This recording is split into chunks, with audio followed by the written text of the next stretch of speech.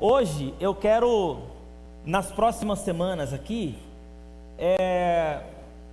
começar a falar um pouquinho sobre o tema assim, simplesmente igreja.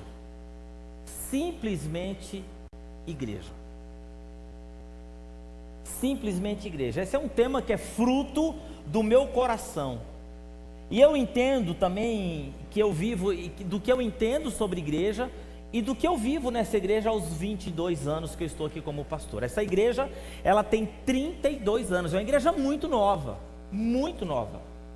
Então, simplesmente igreja. Você sabe que na nossa jornada, nesses quase 26 anos aqui, caminhando como pastor, estou aqui há 22 como pastor, 26 caminhando como pastor, eu já vi tanta coisa ruim, mas eu já vi tanta coisa boa, eu já vi tantas situações complexas, e eu acho que a gente chega em um momento da vida assim, que a gente fica pensando assim no coração, como eu queria frequentar um lugar, assim que fosse somente igreja, simplesmente igreja, né? E aí é o seguinte, e aí eu lembrando disso, desses 32 anos de Igreja do Nazareno, eu separei aqui para vocês hoje de manhã, que está conectado com a minha mensagem, algumas imagens, e eu quero falar sobre essas imagens, eu quero falar sobre essas fotografias. Hoje de manhã lá no meu café tinha um rapaz lá, o nome dele é Jean. Quando eu acabei de fazer o trabalho do café, apresentar a igreja, falar como ia ser essa pequena caminhada, ele falou, eu quero tirar uma foto desse momento, quero tirar uma foto desse momento, mas todo mundo junto. E eu falei, é isso aí, que o Jean falou, nós precisamos fazer mais isso. Aí eu cheguei na sala da formação espiritual ali, o Júnior ele está fazendo sala de batismo, e eu fui apresentar ali uma turminha que vai começar também a fazer formação espiritual, e apresentar o ministro Carlos para ele. E o Júnior estava lá, ele trouxe um cadernão daquele de 10 matérias, que era sonho de consumo na 5ª série. Eu não vi a hora de sair da 4ª série, para chegar na 5ª série, para ter um caderno de 10 matérias. Porque daí eu tenho todas as matérias, eu ia entrar no ginásio. E o Júnior estava com aquele cadernão de 10 matérias, eu vi que ele já tinha preenchido uma folha inteira do que o Carlos estava falando. E é isso que nós temos que fazer, nós temos que registrar. E eu vou explicar para vocês. Põe a foto para mim, fazendo favor. Olha aí, gente, tá vendo aí, Eu vou explicar para vocês o que é isso aqui. Aqui, foi o primeiro salão onde essa igreja aqui frequentou o culto, quando saiu do culto de um grupo de comunhão, primeiro salão. Tá vendo? Aqui, foi aqui tá errado. O segundo local foi esse aqui, Depois a gente muda para o culto à noite.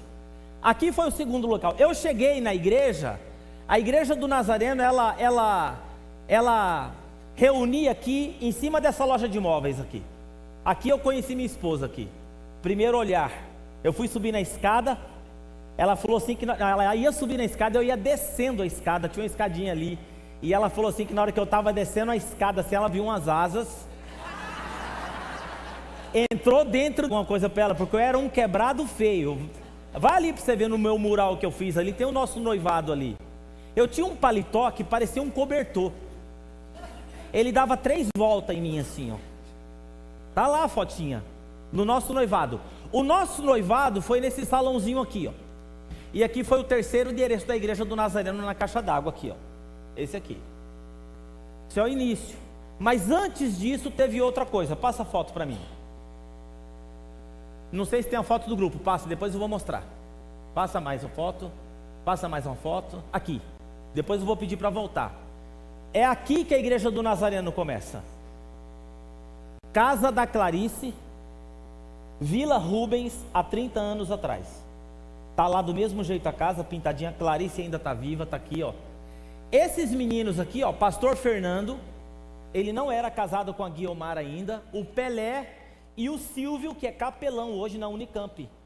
Essa turminha vinha da Nazareno Central de Campinas, numa Kombi, para dirigir um culto aqui na Vila Rubens, na casa da irmã Clarice. Agora volta, por favor, para mim volta. as imagens. Eu preciso que volte as imagens. Volta mais um pouco. Volta mais um pouco. Não, aí ó. Depois que nós saímos do salão, desse salão aqui ó, nós compramos a primeira faixa de terreno aqui. E ali tem a foto do mutirão. Passa a foto do mutirão para mim agora. Aí ó, o mutirão. Tá vendo? Isso aqui, ali está o pastor Mateus. Eu era solteirão, sarado. Esse cara aqui ó, sem camisa, mexendo no concreto, sou eu. Ali é o Nil. Tá vendo? É, aqui ó. Agora aqui ó, tem uma foto profética aqui que eu falei para vocês. Aqui nós estamos no primeiro terreno. O primeiro terreno que essa igreja comprou é dessa parede aqui até essa porta aqui.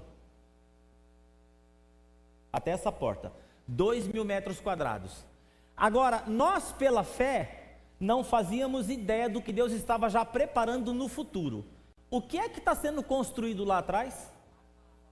A fábrica que nós compramos agora. Sabe aquele versículo que você ouve assim, infinitamente mais tudo que pedimos ou pensamos? Porque aqui nós estávamos trabalhando aqui naquilo que a gente conseguia enxergar e conseguimos aqui, lógico, com a ajuda de Deus. E aqui ainda nós não tínhamos os dois terrenos do lado, que o primeiro terreno é dessa porta até o final da parede e o terceiro terreno. Passa outra foto do mutirão para mim, fazendo favor. Isso aqui é a construção da igreja aqui, você pode ver que até a primeira porta está aqui. E aqui foi a inauguração aqui, ó. Aqui o grupo de comunhão cresceu, aqui a igreja tinha 60, 70 pessoas.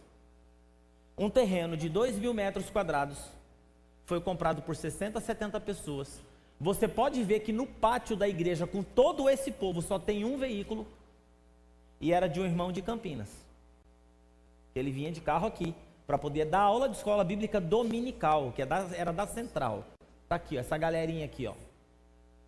Tá vendo? Aqui a gente construiu no bloco, a igreja não era ampliada ainda. Depois essa igreja caiu no momento de culto aqui, estava tendo temporal, na ampliação ela caiu. Tá vendo? Primeira fase. E é isso que eu quero conversar com você hoje de manhã. Agora eu gostaria de fazer uma pergunta para você. Responda com sinceridade no seu coração. Você acreditaria que a partir de um grupo de 15 pessoas de uma casa, 15 pessoas dentro de uma casa, surgiria uma igreja que faria diferença na cidade de Indaiatuba? Você acreditaria?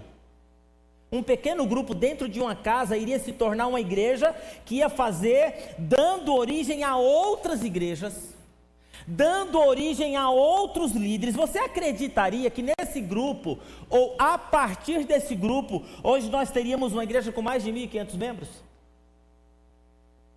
Você olhando para um grupo de comunhão, você acreditaria que Deus estava começando ali? E aquelas pessoas também não tinham a mínima ideia do que Deus ia fazer através daquilo ali? Deus ia desenvolver um movimento de implantação de igreja. Hoje nós temos ministro lá em Minas, lá na Bahia, Davi, ministrando, pastor Marquinhos, pastor Mateus em São Paulo, eu aqui, tantos outros pastores que saíram dessa comunidade. Você acreditaria que nesse dia, naquele lugar, com aquelas pessoas, tem uma outra palavra que eu quero falar aqui, você acredita que lá atrás, Deus estava pensando em você? Deus já estava pensando na Elza? Deus já estava pensando no Antônio Carlos, na Luciana, no Nicolas cantando nesse coral? Deus já estava pensando na Fabiola, no Wesley, no meu filho, no pastor Tiago, que se converteu depois de uma congregação lá, no Davi? Deus já tinha plano para te alcançar, te trazer para perto. E a pergunta que precisa residir no nosso coração não é de quem está nessa foto ou nesse grupo de comunhão, mas se nós pudéssemos tirar uma foto hoje dessa igreja,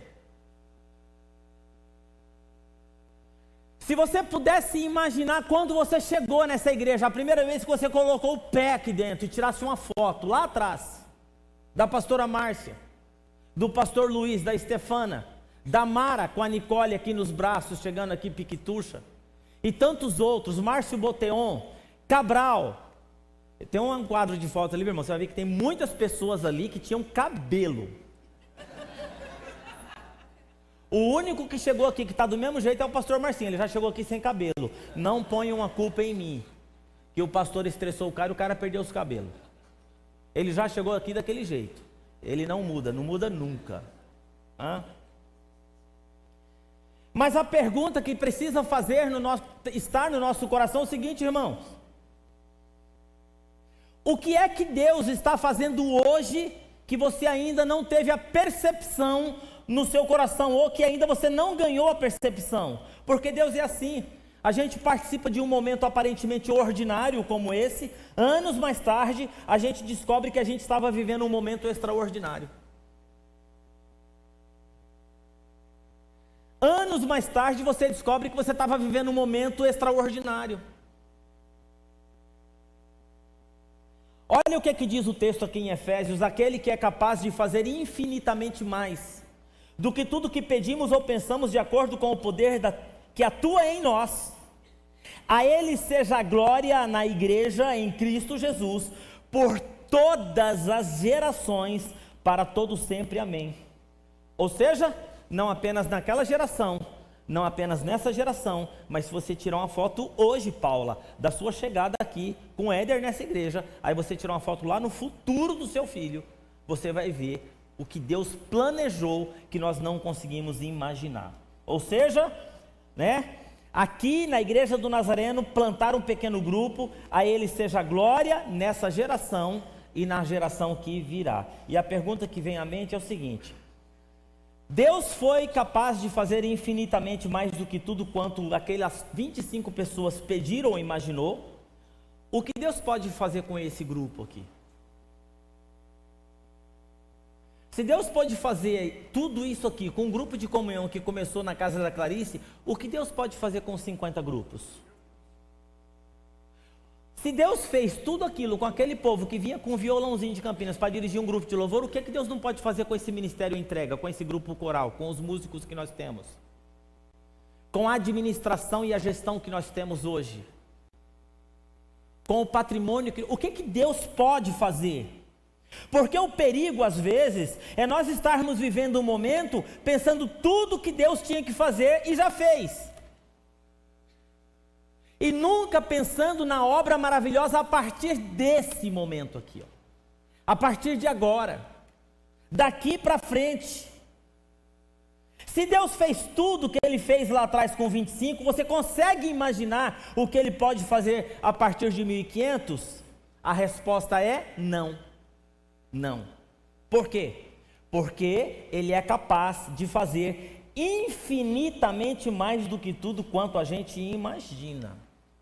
E Deus nos surpreende. É grande demais. Aquelas pessoas não tinham a mínima ideia que Deus estava trabalhando ali um ato profético.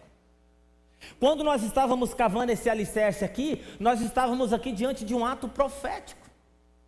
Quando nós tiramos aquela foto ali na frente dessa igreja com 25 pessoas, eu lembrei, há 3 anos atrás, nós tiramos uma foto com 9 pessoas aqui na frente desse barracão. Eu, pastor Sidney, o Cabral, o Antônio Carlos estava junto, o doutor Lohan, doutor Oliveira, o Zé Pedro Germano, estava tirando foto na frente daquela fábrica ali. Agora eu penso que independente do que Deus queira fazer nos próximos anos, a partir dessa comunidade, eu creio que nós nunca devemos perder a simplicidade de pensar na igreja, não como um espaço de múltiplos ministérios e múltiplas atividades. Porque às vezes nós entramos num ativismo da igreja tão grande, As igrejas que fazem tudo assim e tal, eventos especiais toda semana, inúmeros ministérios se reunindo toda semana, muitas atividades toda semana. Se você quer isso, você veio para a igreja errada, e você está na igreja errada. Não é isso que a igreja do Nazareno Central de Indaiatuba é. Nós queremos fazer discípulos de Cristo que fazem discípulos de Cristo. através do coral, através do evento, através dos grandes grupos aqui. Aqui o nosso objetivo agora é pensar de forma mais direcionada, e tudo aquilo que nós fazemos com um único propósito: alcançar pessoas para Jesus. Do coral, à conferência de mulheres, ao ministério de família, ao grupo de comunhão, ao ministério do louvor e adoração, todos os ministérios. Nós queremos fazer discípulos de Cristo que fazem discípulos de Cristo, só isso. E nós cremos que se nós fizermos discípulos de Cristo que fazem discípulos de Cristo, você se torna um discípulo de Cristo e você vai, sabe fazer o quê? Você vai para a repartição pública que você trabalha, você vai para a oficina que você conserta o carro, você vai lá para o consultório que você marca a reunião, o outro vai para a construção, a outra vai dar aula de música, aí você vai, e aí você vai liderar a empresa, você vai lá na sua startup, e você vai para lá como? Você vai lá como um discípulo de Cristo, e você vai com os valores do reino. Então o que nós fazemos aqui é fazer discípulos de Jesus que fazem discípulos de Jesus. Simplesmente igreja. Que faz discípulos à semelhança de Cristo. Como Jesus fazia discípulos à semelhança de Cristo? Ensinando a multidão e os discípulos, engajado no grupo menor, nos encontros pessoais e no envio para a missão. É assim que Jesus faz discípulos. E é assim que, quando nós falamos assim, uma igreja simples, nós estamos falando dessa simplicidade, desse método, dessa forma que Jesus trabalhava com o grupo. É isso que fazemos aqui, nós fazemos aos sábados, aos domingos, né? Nós não temos a comunidade dos discípulos de Jesus aqui, nós não temos. A nossa visão aos sábados e domingos aqui, nós temos uma multidão, e dentro dessa multidão que está aqui hoje de manhã, não necessariamente todos são discípulos de Jesus. Alguns aqui estão tateando, procurando saber o que está acontecendo. Outros aqui estão interessados, outros aqui são simpatizantes de Jesus. Mas Jesus, ele chama os seus discípulos para um engajamento em um grupo menor, os 12, aqueles mais próximos. Ele fala assim: vem estar comigo aqui. Jesus diz assim: eu quero seguir a Jesus, eu quero ser discípulo de Jesus. Por quê? Porque eu entendi que, como discípulo de Jesus, eu preciso na caminhada de outros discípulos. Quando nós entendemos isso, nós entendemos a forma como Jesus trabalhava. De Jesus ao meu redor. Como então que nós vamos fazer isso? Nos nossos encontros pessoais, nós temos os encontros dos grupos pequenos, porque eu preciso de alguém do lado. Nos nossos encontros pessoais, são necessários nessa caminhada. Jesus tem os seus encontros pessoais e pontuais. Dias atrás eu fui tomar um café na padaria ali, e tem uns meninos aqui que se converteu no culto de terça-feira. E eu encontrei ali o ministro Davi, o Davi da Gisele, sentado com as pessoas ali que eram novas convertidas aqui na igreja. Isso são encontros pessoais. Fernando ali sentado, estou trocando os maridos aqui, ó.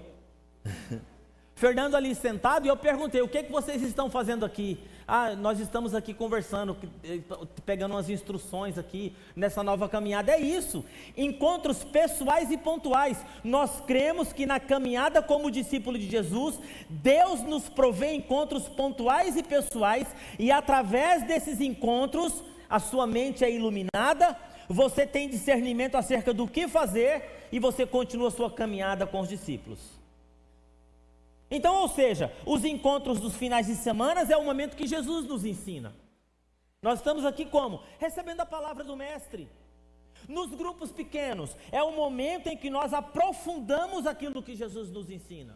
Você sai daqui, você reúne com o seu grupo pequeno lá, e vocês começam a conversar: nossa, vocês viram como foi o encontro de final de semana? Deus falou profundamente comigo, eu estava pensando sobre isso, eu estava pensando sobre a música, eu estava pensando sobre a liturgia. Em ocasiões pontuais, nós precisamos do quê? De mentoria. Lembra que Jesus, ele encontrava sozinho com as pessoas ali separadinho? Senta aqui, vamos conversar. Você precisa fazer isso, você precisa fazer isso. E o envio.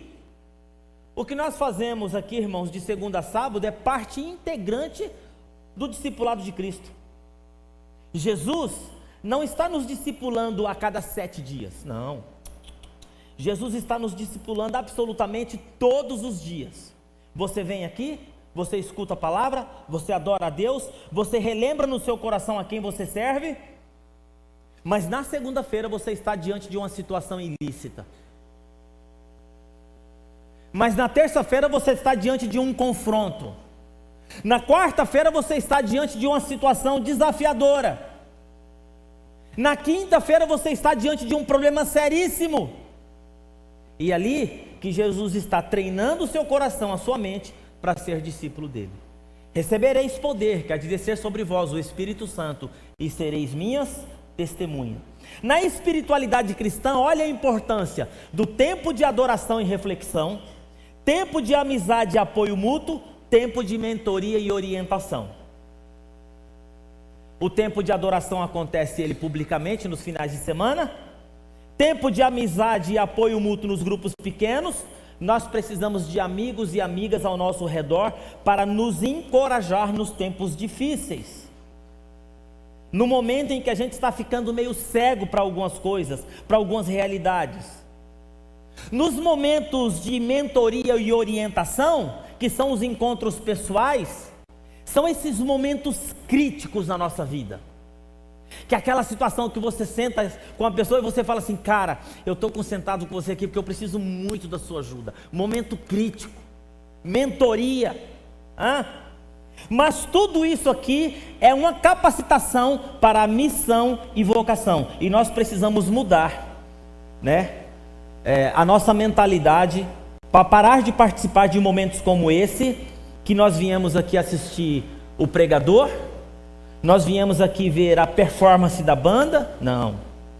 E passamos a ver esse momento como um momento que Jesus nos reúne para nos falar e para nos ensinar.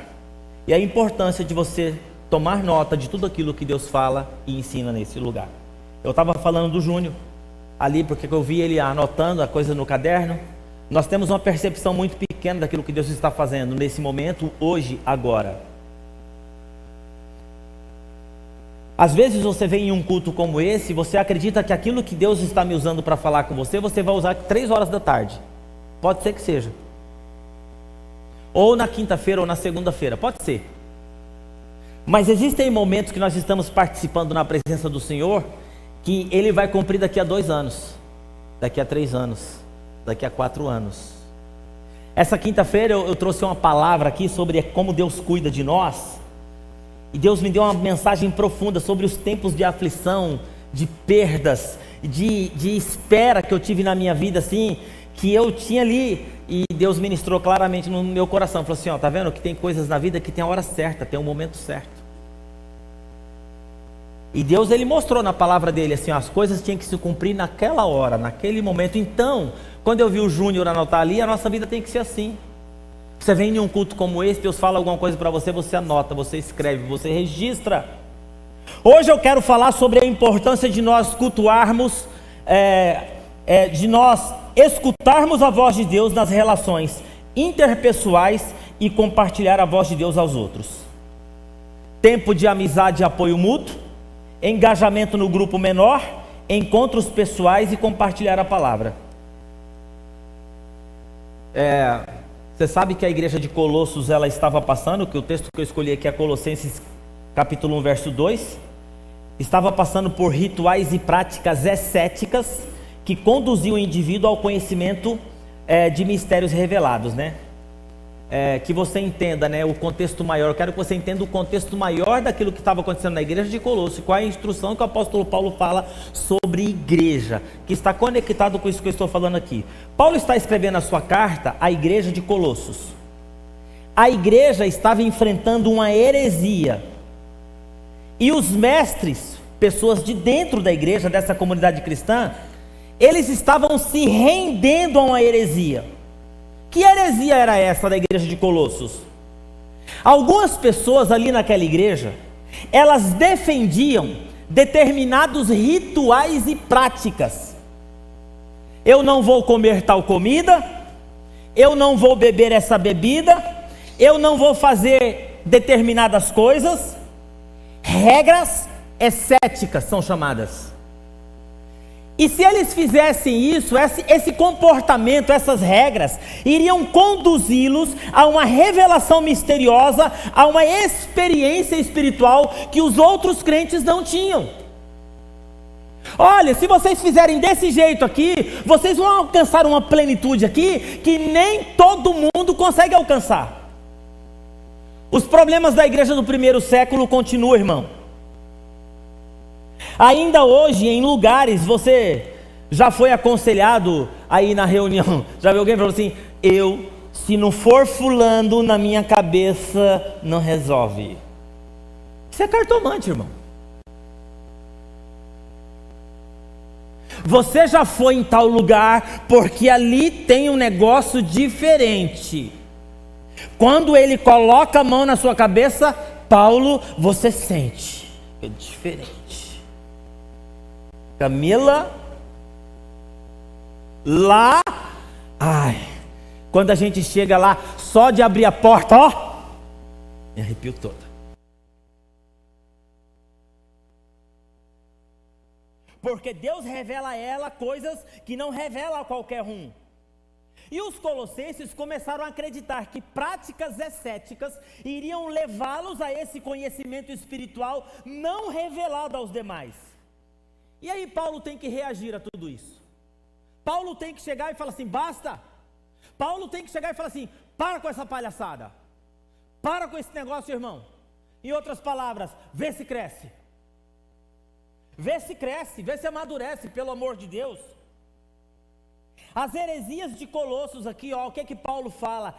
Tenham cuidado para que ninguém os escravize por meio de filosofias inúteis e enganosas, mas se fundamentam nas tradições humanas e nos princípios elementares desse mundo, mas não em Cristo. Paulo ele começa dizendo, tenha cuidado para que ninguém vos escravize. E é interessante, pessoas ficam escravizadas a essa fonte de revelação. Eu tenho que ir lá porque ela vai me entregar alguma coisa. Sabe de nada, inocente.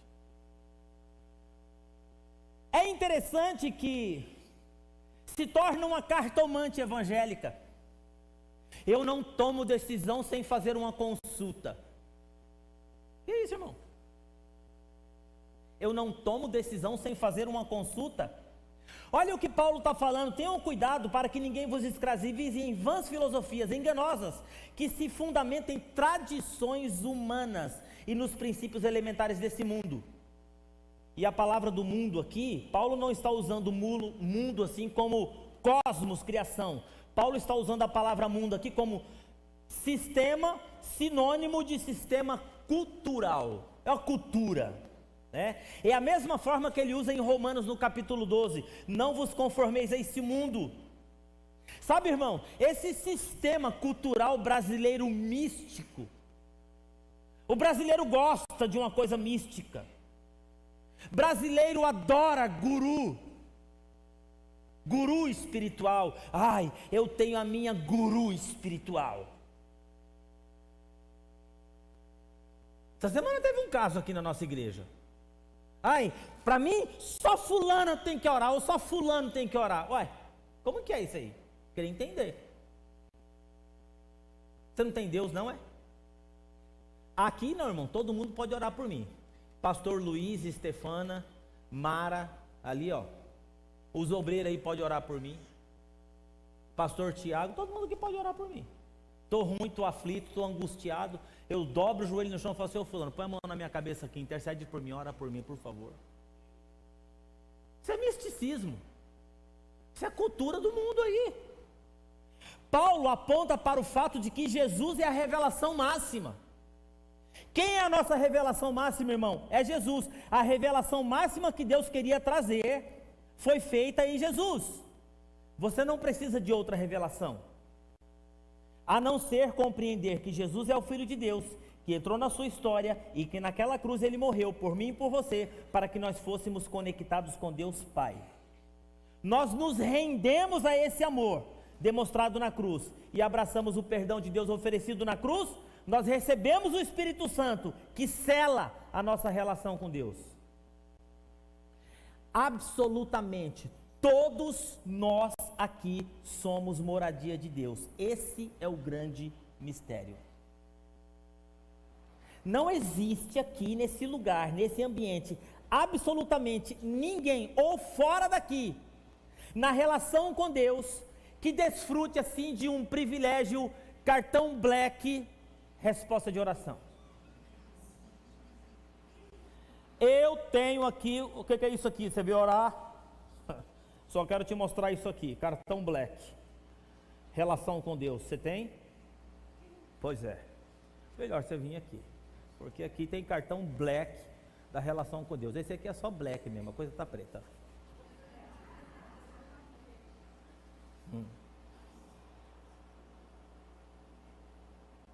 Eu sei que existem pessoas que têm dificuldade de entender isso. Por quê? É prisioneiro emocional desse misticismo. É prisioneiro emocional dessa cultura da igreja evangélica brasileira. Que eu tenho que ir na irmã fulana, que eu tenho que ir no irmão cicrano. Eu descobri um cara lá em São Paulo, que Deus está fazendo um mover na vida dele lá, cara. Você tem que ir lá, porque se você for lá, lá vai ser diferente. E que isso, irmão? Isso não existe. Não existe isso. A oração de qualquer pastor aqui vale diante de Deus a mesmíssima coisa que a sua oração vale. Mas tem gente que acha que o pastor orar, parece que quando o pastor ora, ele corta a fila. Tem uma fila grande, aí fala assim: ai pastor, eu quero que o senhor... Eu oro, não tem problema, eu oro por todo mundo que chega aqui, meu papel é esse, é orar, abençoar. Mas na cabeça da pessoa é mais ou menos assim: se fulana orar, ela coloca você na frente das outras. Tem que ser ela. Se não for ela, você vai ficar lá no final da fila. É isso que estava acontecendo aqui na igreja de Colônia. Portanto, como povo escolhido de Deus, santo e amado, revistam-se de profunda compaixão, bondade, humildade, mansidão e paciência. Olha que interessante que Paulo, para combater essa heresia de Colosso, qual que é a recomendação dele? Nós precisamos morrer para algumas práticas, nós precisamos abandonar algumas práticas que se dizem respeito ao nosso velho homem, velha mulher. Nós precisamos incorporar, nos revestir de nova atitude, nova palavra, condizente, coerente com a vida que nós temos. Essas são marcas que devem existir nos relacionamentos interpessoais de discípulos de Cristo. Paulo está falando sobre isso aqui. Paulo está falando aqui sobre a vida da igreja. Paulo está mostrando um caminho aqui, como igreja, como discípulo de Cristo, nós vamos conseguir crescer, amadurecer, como filhos amados de Deus, e cada vez mais ficar parecidos com Ele. Ele fala no verso 13, suportem uns aos outros em amor, perdoem uns aos outros em amor. Aqui suporte no sentido de apoiar, em tempos de adversidade apoiar, em tempos de dificuldade apoiar. Paulo coloca: perdoe como o Senhor lhes perdoou. Não é isso? Jesus se relaciona com você da mesma maneira como Jesus perdoou. Perdoe. Não porque a pessoa merece, mas porque Jesus me pediu para perdoar. É isso que Paulo está dizendo. Aí ele diz assim, e acima de tudo, porém, revistam-se. E a palavra repete aqui, revestir, colocar uma vestimenta apropriada para como um discípulo de Cristo. E onde eu quero tratar com vocês aqui? Olha o que Paulo fala, irmãos, isso aqui é fantástico. Nós precisamos prestar atenção na palavra do Senhor. Habite ricamente em vocês a palavra de Cristo. Ensinem e aconselhem-se uns aos outros com toda a sabedoria. Lembra? Encontro generalizado, grupos pequenos, encontros interpessoais. Vai pregar. Ensine e aconselhem uns aos outros com toda a sabedoria, com salmos, hinos, cânticos espirituais, com gratidão a Deus no seu coração. Tudo o que fizeram, seja em palavra e em ação, façam em nome do Senhor Jesus, dando por meio dele graças ao Deus Pai. Habite ricamente em vocês a palavra de Cristo. Aqui nós temos o imperativo, o que fazer, e nós temos aqui um particípio, como fazer. Lembra que Paulo aqui ele está combatendo um comportamento errado dentro da igreja. E aqui ele está dando um caminho da forma correta, o que é a vida em comunidade. O imperativo, habite ricamente a palavra de Cristo em vocês. E aí nós temos aqui 3 particípios que dizem: ensine e aconselhe-se uns aos outros com toda a sabedoria. Cante salmos, hinos, cânticos espirituais com gratidão a Deus. Paulo está dizendo que nós devemos ter como estilo de vida nos ensinarmos mutuamente, nos aconselharmos mutuamente, cantarmos salmos, hinos e cânticos espirituais com gratidão. Qual que é o resultado de tudo isso? É o verso 17. Tudo que vocês fizerem em palavra ou ação, façam em nome do Senhor Jesus. Agora presta bem atenção. E aqui é um segredo do texto.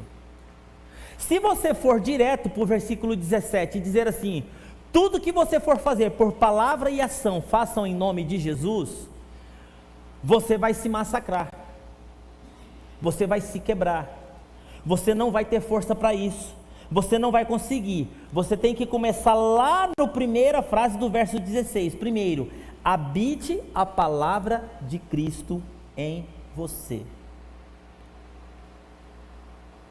Habite a palavra de Cristo em você. Tem amigos e amigas que te aconselham, que te aconselha e que te ensina. E que ensina, participe de momentos onde Deus é adorado. Participe de momentos onde o seu coração é conectado. E como consequência você começa a ter o quê? Uma vida moldada pela vida de Jesus. Você começa a pegar os trejeitos de Jesus, você começa a ficar meio parecido com Jesus, você começa a falar como Jesus. Mas tudo isso começa no habite ricamente a palavra de Deus em vós. Nós não temos mais a palavra de Deus em nós, irmãos, e o primeiro problema relacional que você tem, o que é? Você espana. Você espana. Por que nós precisamos de encontros pessoais aqui de mentoria? Irmão, você sabe, as amizades hoje não aguentam uma conversa sincera. As amizades hoje não aguentam. Ó, fulano, chega aqui, deixa eu bater um papo com você. Ó, senta aqui, deixa eu falar uma coisa. A gente já relaciona há tanto tempo. Deixa eu mandar uma real para você aqui. Cara, isso aqui não tá legal. Isso aqui não tá rolando. Não foi isso aqui que nós conversamos quando você chegou aqui, ó. Assim. Você tá tomando um caminho aqui, isso não vai rolar. Essa semana eu falei para uma pessoa, eu falei assim: olha, quando eu escolhi a igreja do Nazareno, para servir a Deus através da igreja do Nazareno, eu estou aceitando nessa igreja 120 anos de história de fundação. Eu não estou aqui para reinventar a igreja não, irmão. Eu estou aqui para servir a Deus através das regras que a igreja impõe. Eu não estou aqui para dizer que o superintendente está errado, eu não estou aqui para dizer que a Assembleia Geral está errada, que deveria ser assim, que deveria ser assado. Então eu começo o negócio do zero, então, do meu jeito. Eu não estou aqui para reinventar a igreja. Eu sirvo a Deus através da igreja do Nazareno. Eu aceito as doutrinas, eu aceito o ensino, eu aceito as disciplinas, eu aceito a forma de administração da igreja. Eu tenho regras administrativas aqui que eu tenho que obedecer à risca. Eu tenho gente aqui que eu tenho que pedir autorização. Eu tenho uma junta que fala assim: ó, eu vou fazer isso, mas é por causa disso assim, tal. É isso. A igreja é assim, a igreja tem regra. A igreja tem ordem. E é assim que nós queremos caminhar com a igreja. Mas tudo, então a gente não aguenta. Por quê? A gente não quer que a palavra de Deus habita no nosso coração. Aí você fala: eu sou um discípulo de Cristo? Bom, se você é frequentador dessa igreja esporadicamente, você não é um discípulo de Cristo. Me desculpa eu falar, a verdade dói. Não é. Porque o apóstolo Paulo, escrevendo na igreja de Colossos, ele fala: como é que a minha vida em igreja tem que ser? Irmãos, eu sou pastor dessa igreja aqui há 22 anos. Se eu começar a dar sumiço, sabe o que é sumir? Nossa, pastor Silas não apareceu na igreja essa semana, onde ele está, será? Nossa, pastor Silas faz uns 6 meses que não vai no grupo de comunhão, está tudo bem com ele, será? Nossa, pastor Silas só aparece para pregar. Você acha que eu vou segurar minha onda? Por quê? Porque o caminho para a palavra de Deus habitar no meu coração está aqui. Está nos encontros aqui coletivo, onde Deus ministra no meu coração. Está nos nossos encontros menores, onde a gente aprofunda aquilo que Deus ministrou no nosso coração. Está nos meus encontros interpessoais, onde eu encontro o pastor Mateus, pastor Fernando, pastor Cicrano. Esse sábado eu convidei o pastor Tiago para encontrar uns pastores lá no Pinheiros, em São Paulo, e descobrir um projeto que está impactando globalmente o mundo de empresas com propósito missionário. Eu descobri que lá no centro de Pinheiros tem uma torrefação lá de grão de café. Você acredita? Dentro de São Paulo, os caras compram um prédio para fazer torrefação de café. Exporta para vários países. Café especial. Sabe o que eles fazem com esse dinheiro? Mantém centenas de jovens ao redor do mundo estudando. Estudando o quê?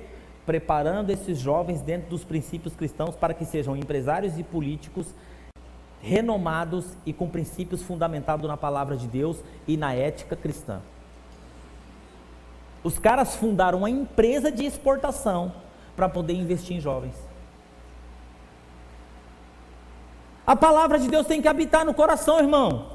Mas tudo isso começa, habite a palavra de Cristo. Paulo está usando a palavra habite, mas é um habitar permanentemente a palavra de Cristo em vocês. Que é aquela entre vocês, que ela crave no fundo da alma, que ela entre no coração de vocês, que ela faça raízes profundas em vocês. A parábola do semeador, você sabe como é perigoso a palavra que é semeada e ela não produz raiz profunda. Não é esse provérbio que Paulo está dizendo agora. O advérbio aqui, ricamente, fala de uma forma abundante, de uma forma profunda, de uma forma completa. E aqui uma coisa interessante, né? A maioria dos estudiosos da Bíblia traduzem essa frase como, né, que a palavra de Cristo habite dentro de vocês. Eles traduzem porque a palavra de Cristo habite entre nós. Que a palavra de Cristo habite entre nós. Eu acho isso interessante, porque quando você fala sobre salmos, hinos, cânticos espirituais, encontros interpessoais, encontros ocasionais, né? Relacionamentos, quando a gente conversa, que a palavra de Cristo habite nas nossas conversas, quando a gente toma um café com um amigo, que a palavra de Cristo habite nas nossas conversas, quando a gente se encontra num grupo pequeno, que a palavra de Cristo. É imprescindível aqui a vida em comunidade. E aqui mais uma vez nós precisamos convidar aqueles que insistem em dizer: é possível ser discípulo de Cristo à margem de uma comunidade. Mentira, não é. Assim como é impossível você ser de esquerda e ser cristão. É impossível, não é. De esquerda aqui eu estou falando de radicalismo extremo, que prega a destruição, a desconstrução da família, que prega valores que não são os valores da palavra de Deus. É impossível você apoiar esse tipo de coisa e falar assim: eu sou cristão. Não dá. Não dá para alinhar, não dá para caminhar com isso. Então eu tenho que rasgar minha Bíblia e jogar fora. E aqui essa discussão de política ela é uma coisa muito mais profunda. Que eu não estou falando aqui de não ajudar, eu não estou falando aqui de não socorrer, eu não estou falando aqui de não distribuir cesta básica, eu não estou falando aqui de acudir. Você quer ver um exemplo como é complexo isso aqui? Você tem uma Alemanha comunista e uma Alemanha capitalista. O muro caiu da Alemanha comunista à Alemanha capitalista. O que o povo da Alemanha comunista fez? O que o povo da Venezuela está fazendo com esse Maduro maluco aí, que está matando um monte de gente? Eles estão entrando no Brasil. Aí você fala: não é justo esse pessoal aqui arrancar nossa escola, não é justo esse pessoal aqui pegar nosso alimento, não é justo a gente entregar cesta básica para essas pessoas, não é justo eles usarem o nosso hospital. Agora deixa eu fazer uma pergunta para você que é cristão: é justo deixar essas pessoas morrer de fome? É justo deixar essas crianças sem educação? É justo deixar essas mulheres grávidas que estão caminhando 5, 6 dias pela fronteira, deixar dormir debaixo da ponte? É justo? Se você falar que isso não tem nada a ver com você, você não se converteu, irmão. Eu estou falando que essas discussões elas são muito mais profundas. E os valores do reino nos levam em direção às pessoas, a servir pessoas, a cuidar de pessoas e também a deixar ser cuidado por pessoas. Deixar ser alimentado, amado, direcionado. É possível ser discípulo à margem de uma comunidade? Não é. É possível ser discípulo de Cristo solitariamente? Não é. Ser discípulo de Cristo não é um projeto individual. Jesus ensina a comunidade de Jesus, nos convida a viver em comunidade. Será que a igreja pode ser definida como um grande auditório? Um espetáculo musical ou um discurso motivacional? O texto que nós estamos estudando aqui, dizendo que a igreja é o espaço de amizades espirituais, de cuidado mútuo, de crescimento na direção do amor e da maturidade e deixar bem claro uma coisa. Vou falar uma coisa para você, irmãos. Você não está inserido numa comunidade, é mais fácil para você não ter problemas de relacionamento. Você não quer ter problema de relacionamento, você entra, chega aqui, participa e vaza. Você não quer ter problema com ninguém, você entra, chega aqui, assiste o culto e vai embora. Vai embora. E ninguém se mete na sua vida e você não se mete na vida de ninguém. Agora, você participar de uma comunidade que te convida à interação, que as pessoas se dão bem, que elas começarem a convidar você, já percebeu isso? É interessante, mas sem nós passarmos por essa fase de descobrir que o outro não é perfeito, nós não vamos crescer. E passar por essa fase de descobrir que o outro não é perfeito, o que a palavra de Deus diz? Como a ferro afia o ferro, assim o homem afia o seu amigo. Como é essa vida em comunidade na qual a palavra de Deus habita? Como que a palavra de Deus habita entre nós? O texto diz, ensinando, aconselhando, cantando. Eu acho interessante isso aqui, viu, Davi? Tainá, Eduardo, cantando, aconselhem-se uns aos outros.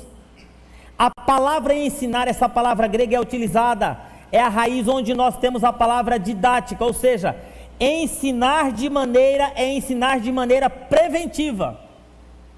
E nós conservamos uns aos outros. É esse ensino de presta atenção, é esse ensino de toma cuidado, é esse ensino de relembrar quem nós somos, onde nós queremos chegar. Quando nós temos a oportunidade de nos lembrar mutuamente que determinados princípios e valores não devem ser orientados na nossa vida, nós temos que ser lembrados constantemente. Eu também tenho que ser lembrado. E a palavra que aconselhem-se, aqui é a palavra admoestar, repreender. Brasileiro não gosta disso, não é, irmão?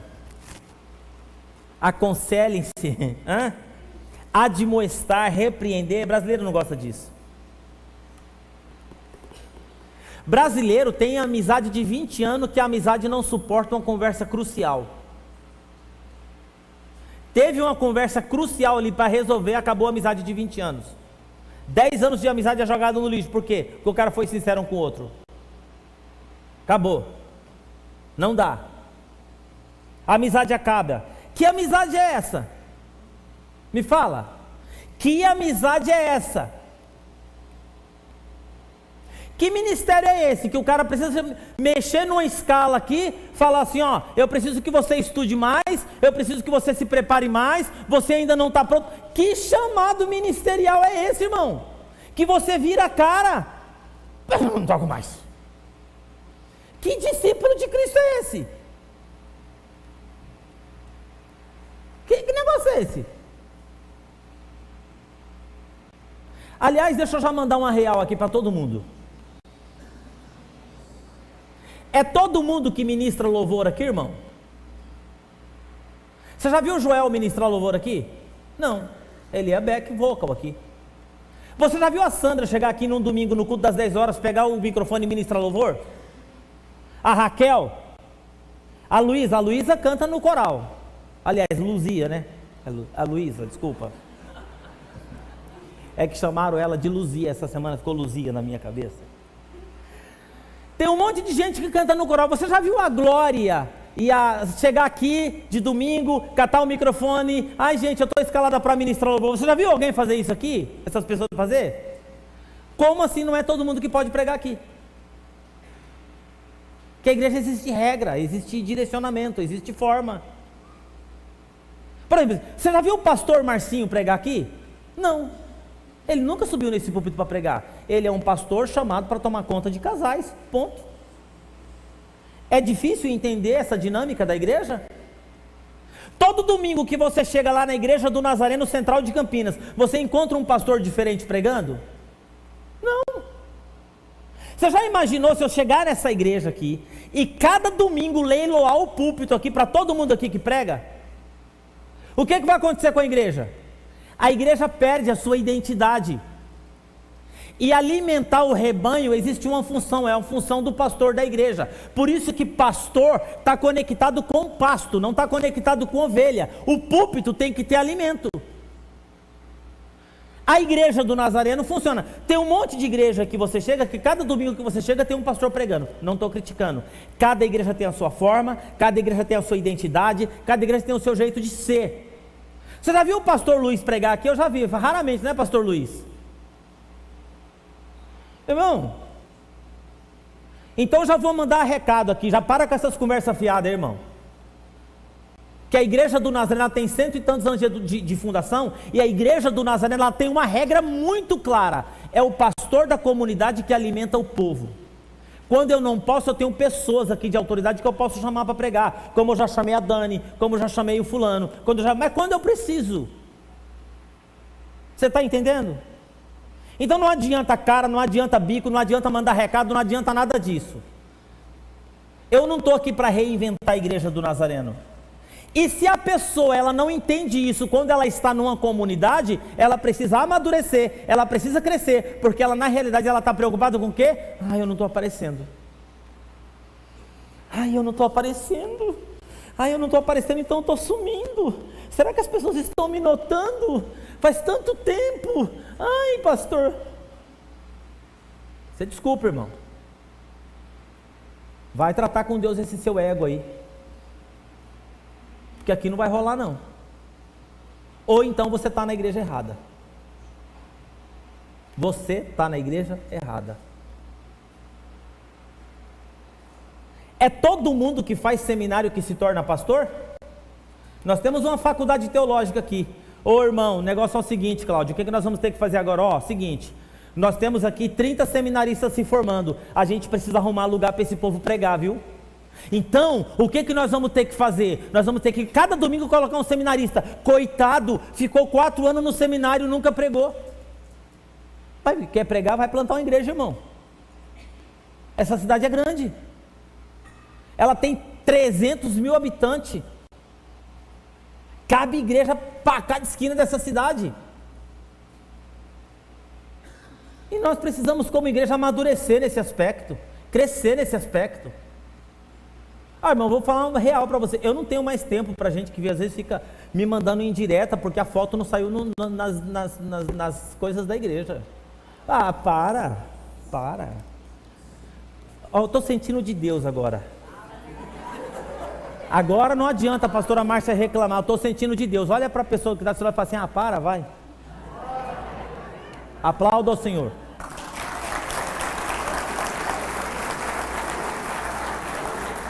A comunidade do Cristo, nós estamos aqui para servir uns aos outros, para crescer mutuamente e amadurecer mutuamente.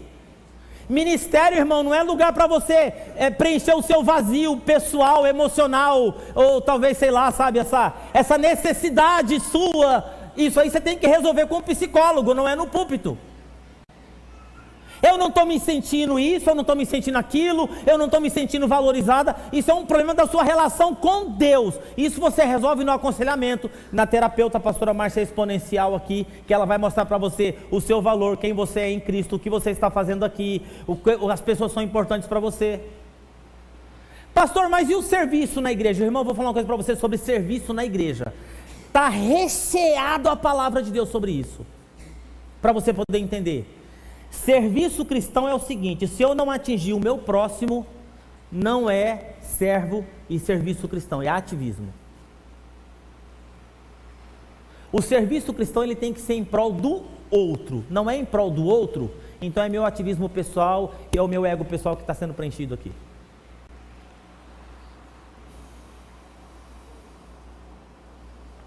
Então o que acontece? Você sabe o que acontece às vezes na igreja? Aquilo que Santo Agostinho falou: amor fora de ordem. E aí é o seguinte, nesses encontros interpessoais é para isso. Esses encontros mútuos. Você chegar assim para o seu amigo, assim, sabe aquele amigo do peito: você viu a decisão que você tomou? Cara, você viu o que você fez? Cara, você não pediu conselho, você não pediu orientação, agora você vai ter que arcar com isso. Esses encontros mútuos é para isso. esses amigos espirituais para, sabe, nos colocar no caminho quando a gente está saindo fora dele. Provérbios capítulo 17, verso 17, assim como o ferro afia o ferro, o homem afia o seu companheiro. Essa é a forma que Deus determinou, que nós nos aperfeiçoamos uns aos outros, nós lapidamos uns aos outros. Nós precisamos no dia a dia, irmãos, e na pressão é que nós estamos vivendo, é que o outro diga, é o que o outro diga, o que Deus está dizendo para você acerca de mim. Sabe, quando eu chego assim e falo assim: ô pastora Márcia, o que Deus está mostrando para você a meu respeito esses dias? Como que o senhor me enxerga, como que o senhor me vê? Essa semana eu tive uma conversa muito legal, eu estava com o pastor Rodrigo na sala, e ele falou assim: eu gostaria muito que o senhor olhasse para mim aqui agora, nós temos 4 anos de caminhada, e fala o que o senhor enxerga. Isso é legal. Aí eu falei: você está preparado para ouvir? Ele falou assim: toda certeza, meu pastor. E você fala. Isso é o caminho do crescimento. Paulo está dizendo que absolutamente todos nós aqui precisamos assumir a responsabilidade e de que a gente diz, porque o que a gente diz edifica ou destrói. Nós precisamos assumir a responsabilidade de ensinar, admoestar, mas nós precisamos também assumir a necessidade de sermos ensinados, de sermos aconselhados e sermos admoestados. E aí nós temos uma coisa aqui muito interessante: mutualidade. Deixa eu ver se está passa para mim, fazendo favor. É mutualidade. Eu quero terminar com esses 3 termos aqui. Paulo fala no verso 12: revista-se profundamente de compaixão, bondade, humildade, mansidão e paciência.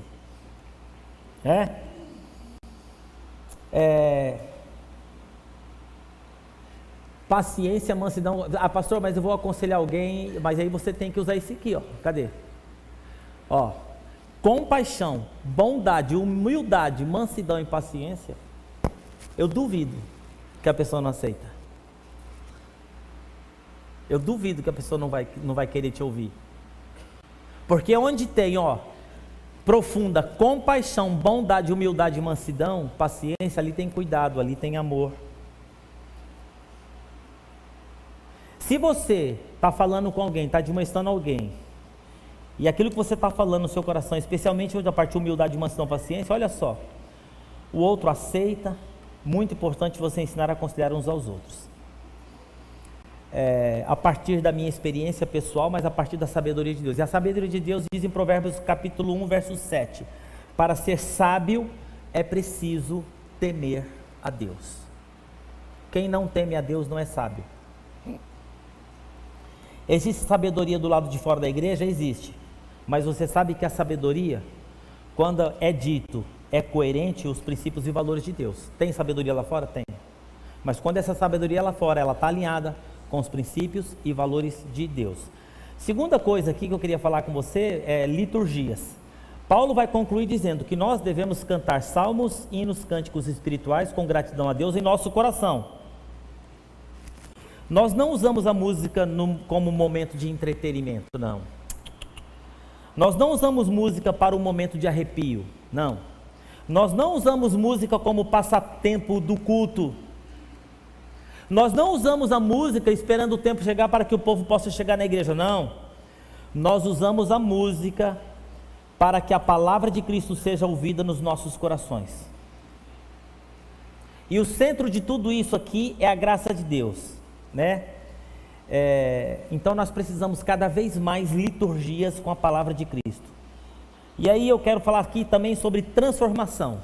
O resultado, né, do que a gente viu é que tudo que nós passamos a fazer em palavras, em ação, nós passamos a fazer como Jesus, para Jesus. É uma transformação de vida moldada, é uma transformação de vida, é uma transformação de vida. O desafio hoje envolve aprender, escutar Jesus através do seu irmão, do meu irmão e da minha irmã.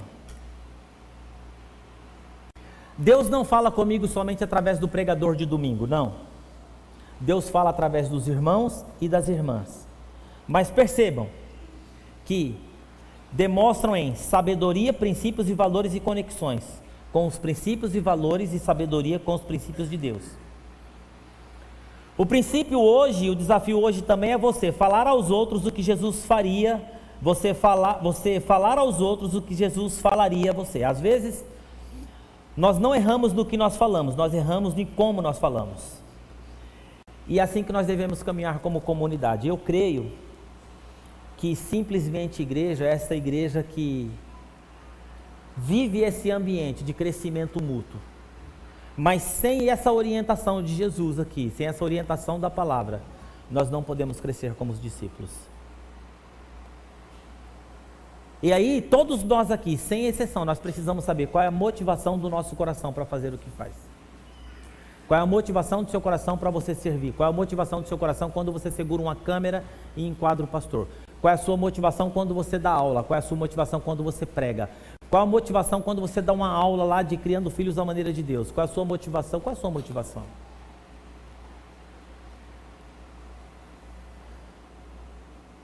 Geralmente pessoas que se ferem profundamente por falta de reconhecimento é porque aquela pessoa não está fazendo para Jesus.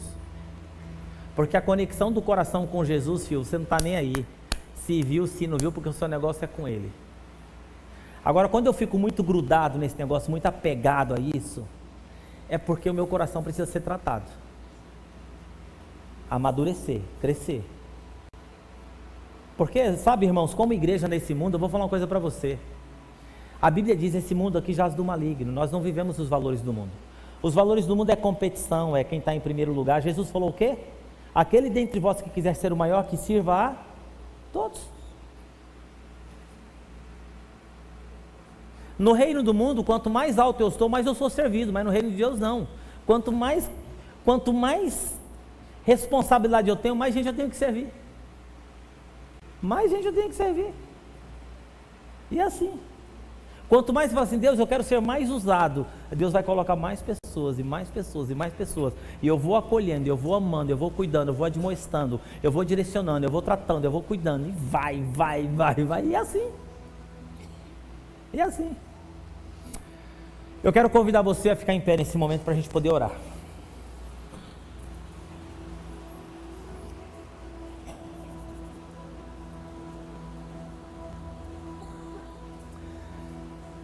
Hoje, nessa série de mensagens que eu estou pregando no mês de setembro agora, vou tratar desses assuntos, nós temos um desafio grande, de inserido dentro de uma comunidade como essa, deixar o nosso coração sensível ao que Deus está fazendo hoje, mas o que Ele pode fazer lá no futuro também. Porque todo ato ordinário na sua vida hoje, Fabiola, pode ser um ato profético que Deus está projetando lá no futuro e a gente nem está percebendo. A gente está cavando um alicerce aqui e Deus está construindo uma igreja ali do lado para a gente no futuro. Você percebe, né? Aí você fala assim, por que Deus já não deu lá? Na realidade já estava pronto, né? Mas nós não estávamos prontos. Tem coisa na vida que é assim. Deus não vai preparar nada para você, irmão. Deus não vai construir nada para você. Deus é Deus, está pronto. É que às vezes nós não estamos prontos. Tá pronto, viu, menina? Tá pronto. Você tem que ir para a presença de Deus buscar. Senhor, eu quero discernimento, quero sabedoria, quero entender isso, eu quero ter um coração sensível, eu quero ter um coração aprendiz, eu quero ter humildade para receber tudo aquilo que as pessoas passam para mim, e eu quero analisar, quero pesar tudo, aquilo que meu pai e minha mãe falar, Senhor, eu quero ter esse coração. E é assim que nós temos que viver, amém, igreja? Dá a mão para o irmão que está do seu lado aí, faz tempo que eu não faço isso, que como igreja nós vamos orar. Repita comigo essa oração aqui. Deixa o Eduardo e a Tainá passar ali, que eles vão subir aqui. Fecha os seus olhos. Senhor Jesus, como igreja, eu estou em um ambiente de cura e serviço. Quando eu estou servindo, o Senhor está me edificando. E nesse crescimento, eu quero curar também a muitos. Eu quero servir a muitos, mas por amor de Ti, porque o importante é que o Senhor está cuidando de mim e eu sei quem eu sou. Me ajuda, Pai, que eu tenha um coração quebrantado para tudo aquilo que o Senhor tem preparado para mim no futuro, em o nome do Senhor Jesus. Amém. Aplauda ao Senhor se você crê em nome de Jesus.